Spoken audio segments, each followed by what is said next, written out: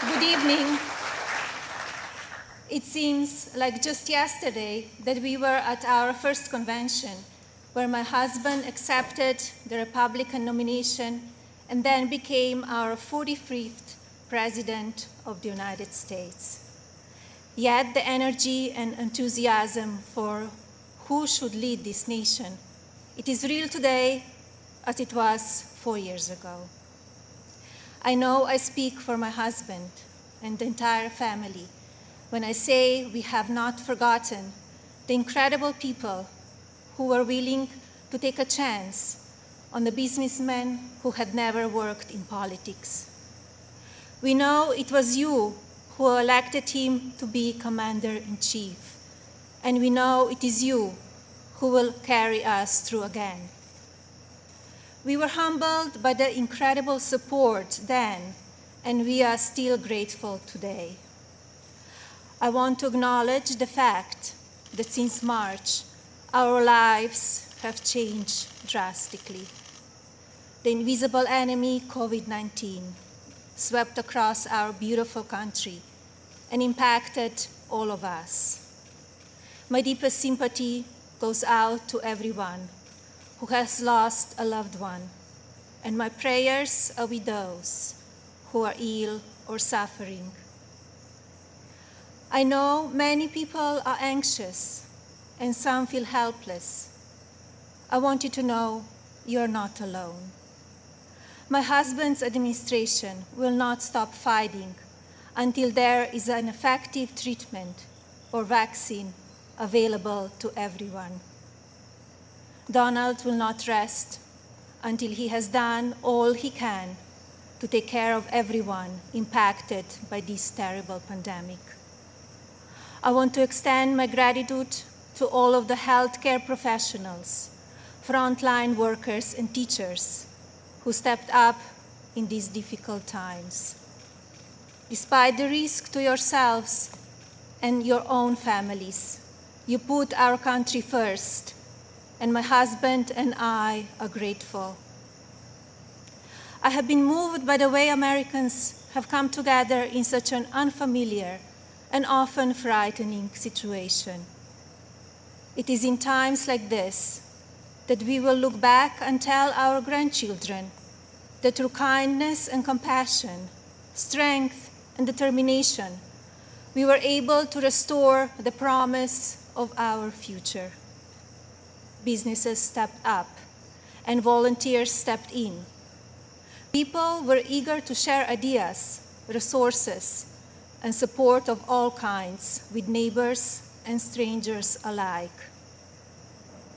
It has been inspiring to see what the people of our great nation will do for one another, especially when we are at our most fragile. Speaking of strength and determination, we recently celebrated the 100-year anniversary of the passage of the 19th Amendment. Yesterday, on the North Lawn of the White House, we unveiled an exhibit dedicated to women's suffrage. The exhibit called on children from across the country to send art honoring the meaning of this important time in women's history. When I was judging the entries, I reflected on the impact of women's voices in our nation's story and how proud I will be to cast my vote again for Donald this November. We must make sure that women are heard and that the American dream continues to thrive. Growing up as a young child in Slovenia, which was under communist rule at the time, I always heard about an amazing place called America, a land that stood for freedom and opportunity. As I grew older, it became my goal to move to the United States and follow my dream of working in the fashion industry. My parents worked very hard to ensure our family could not only live and prosper in America, but also contribute to a nation that allows for people to arrive with a dream and make it reality. I want to take the moment to thank my mother and father for all they have done for our family. It is because of you that I'm standing here today.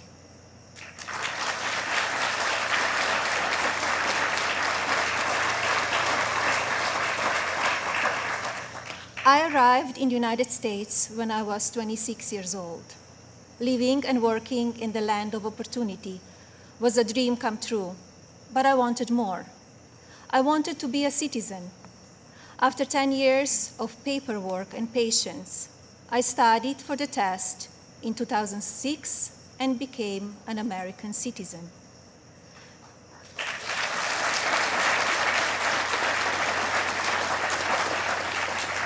It is still one of the proudest moments in my life because with hard work and determination, I was able to achieve my own American dream. As an immigrant and a very independent woman, I understand what a privilege it is to live here and to enjoy the freedoms and opportunities that we have. As First Lady, I have been fortunate to see the American dream come true over and over again. I have met many inspiring women, children, parents, and families who have overcome life-changing issues that include addiction, homelessness, family members who are ill or have passed away, abuse of all kinds, and many other challenges that would make most people give up. The past 3.5 years have been unforgettable. There are no words to describe how honored, humbled, and fortunate I am to serve our nation as your First Lady. After many of the experiences I've had, I don't know if I can fully explain how many people I take home with me in my heart each day. From brave soldiers who give up so much so that we can be free, to children of all circumstances who I have met around the world. Thank you for inspiring me. It is my greatest honor to serve you. When I speak to members of the military, despite sacrificing time with their families, experience the fear of war or suffering loss, they have no regrets about serving our country. The same goes for their families and the families of first responders who often watch their loved ones walk out the door, not sure if or when they will come home. When I speak to families who have lost someone, the pain mixed with pride I hear in their voices is something I think about often. So thank you to all who serve our country in the military and as first responders. And thank you to the families who wait for them. You are our heroes in your own right. I have also been moved by the many children and families I've spent time with at hospitals, schools, and other locations around the world. Children who are dealing with pain or illness that would break even the strongest adult. Parents who are grateful to wake up every day and see that their child is still alive. These families are a testament to what faith and medicine, strength and science can do. On my first international trip as First Lady, my husband and I visited places of great significance to the three major religions: Islam, Christianity, and Judaism. One special memory from that trip is of a young boy I had privilege of visiting while at Bambino Gesù Hospital in Rome, Italy. While there, I read the little boy a story and learned that he and his family had been waiting for a heart for a very long time, and he had a grim prognosis. His situation brought my staff and me to tears, and we spoke of a little else as we flew to Belgium for the next part of our trip. Upon landing just a few hours later, we learned that a heart had been donated and would be going to the little one. I think about him often, along with so many amazing and strong young patients across our own country. More profound and sadly unavoidable examples of our country's strength and character have occurred in the communities that have been impacted by natural disasters. Hurricanes, tornadoes, and flooding may show the ugly side of Mother Nature, but in their aftermath, they can show us a beautiful side of humanity. My husband and I have visited many places that have been affected by natural disaster, and we are deeply moved by the strength of the people who have lost everything and the kindness of neighbors and communities. The common thread in all of these challenging situations is the unwavering resolve to help one another. I recognize the stories I just told about people who survive extraordinary circumstances. But Donald and I are also inspired by the millions of Americans who wake up each day with a simple yet courageous goal of providing for their families and keeping them safe. You are the backbone of this country.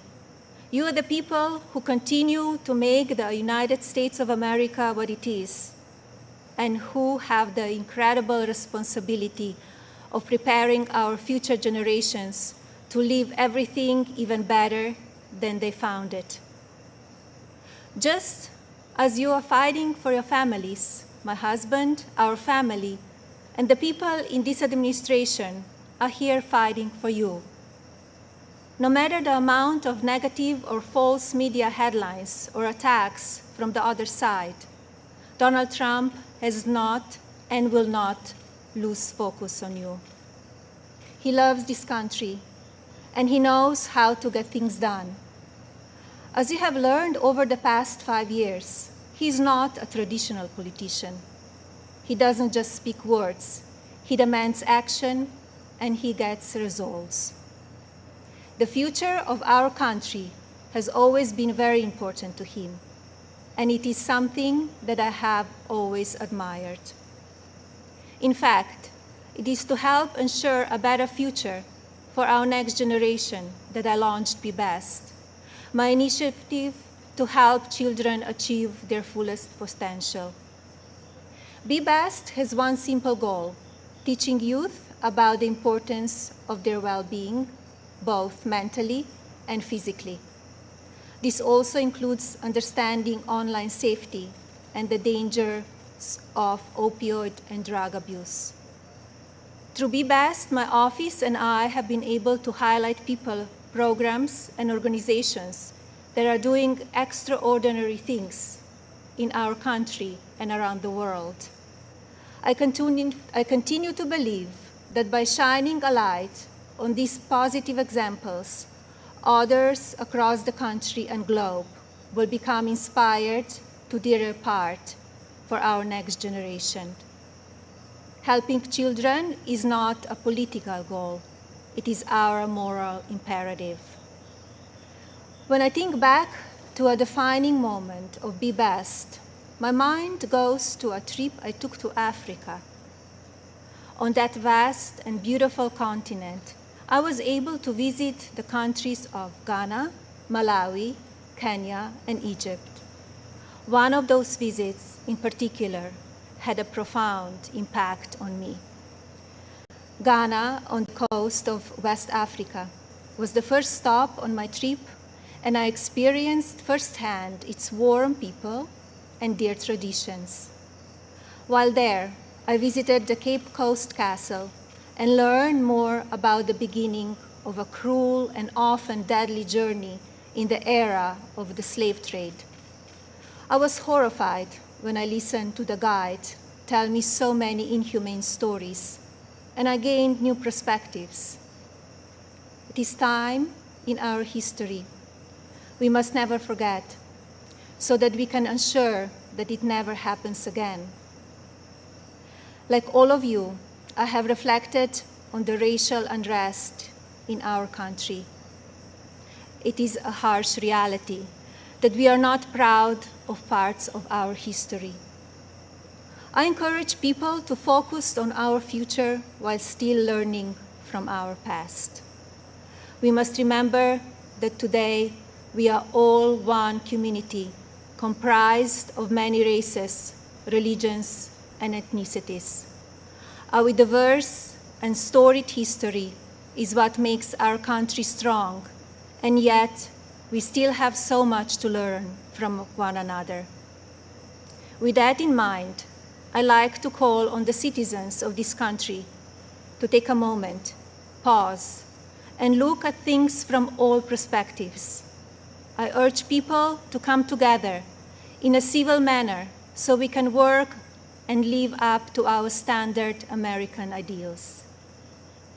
I also ask people to stop the violence and looting being done in the name of justice, and never make assumptions based on the color of a person's skin.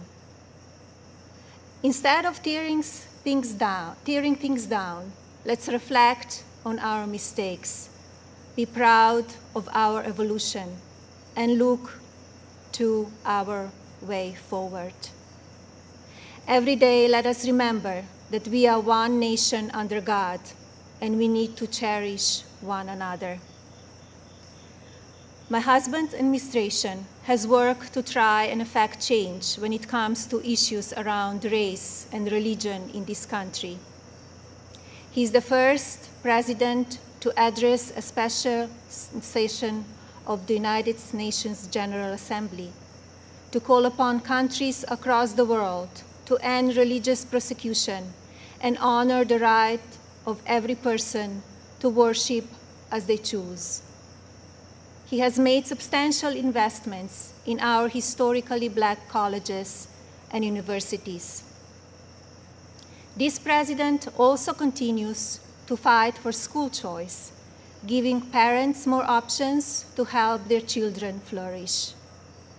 My husband knows how to make a real change. From the day that I met him, he has only wanted to make this country the best it can be. For many years, I watched him grow concerned and frustrated, and I'm so proud to see the many things he has done in such a short time. America is in his heart.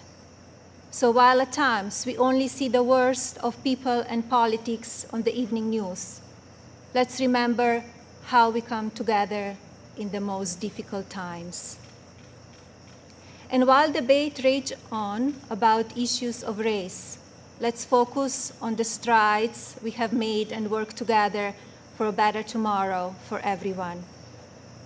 Our administration has also devoted historic resources and produced life-saving results by raising awareness around opioid addiction and drug abuse, especially for children.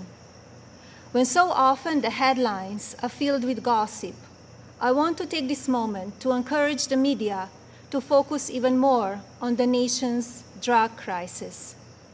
This disease is one that affects everybody. It pays no attention to race, age, or socioeconomic status. Addiction has touched every part of our society in some way. And now, more than ever, we have programs and medicine to combat it. We just need to talk about it openly. And you, the media, have the platforms to make that happen. To the media industry and as a country, I ask that we all commit to helping in our fights against drug addiction by talking about it even more.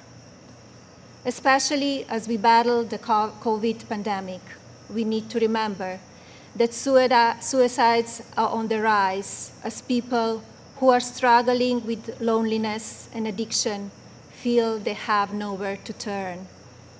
Parents, please talk to your children. Teachers and caregivers, pay attention to signs of addiction.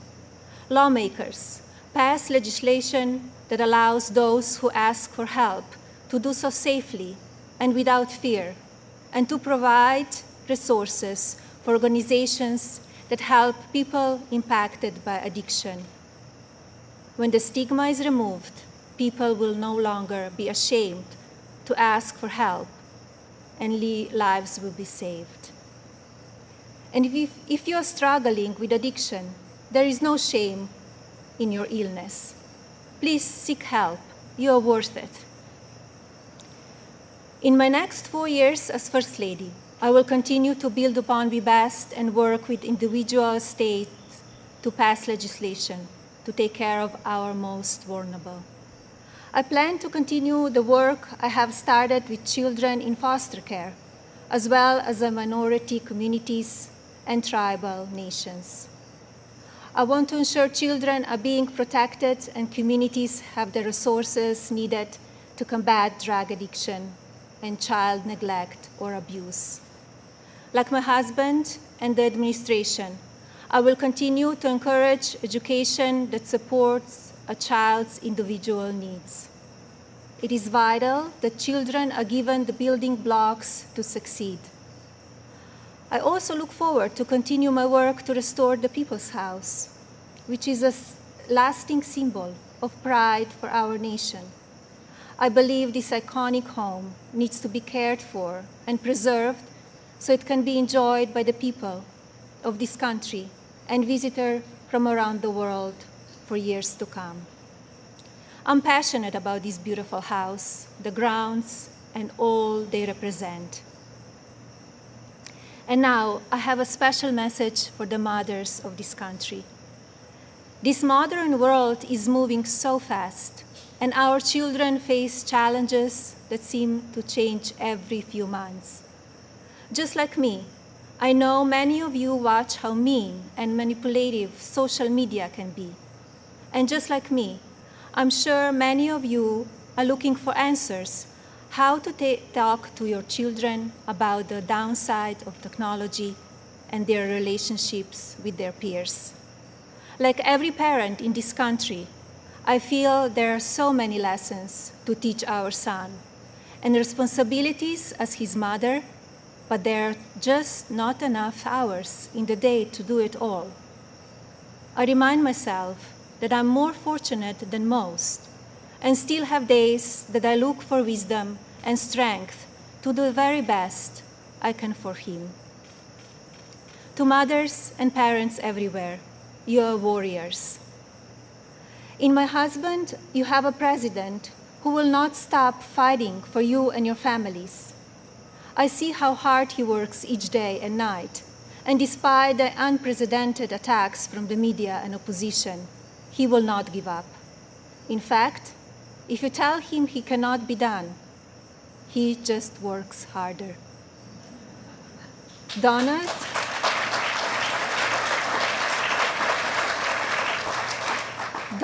is a husband who supports me in all that I do. He has built an administration with an unprecedented number of women in leadership roles and has fostered an environment where the American people are always the priority. He welcomes different points of view and encourages thinking outside of the box. I know I speak for my husband and the family when I say we are so grateful that you have trusted him to be your president, and we will be honored to serve this incredible country for 4 more years.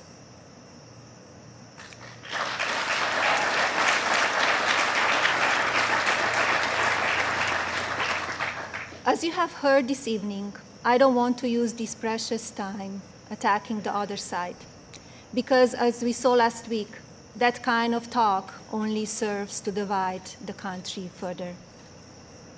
I'm here because we need my husband to be our president and commander-in-chief for 4 more years. He is what is best for our country. We all know Donald Trump makes no secrets about how he feels about things. Total honesty is what we as citizens deserve from our president. Whether you like it or not, you always know what he's thinking. And that is because he's an authentic person who loves this country and its people and wants to continue to make it better. Donald wants to keep your family safe. He wants to help your family succeed. He wants nothing more than for this country to prosper, and he doesn't waste time playing politics. Almost 4 years ago, we went into Election Day completely underestimated. despite what is being said again this year, I know, just as you do, that Americans will go to the polls and vote on the behalf of their families, our economy, our national security, and our children's future. To vote for those ideals is not a partisan vote.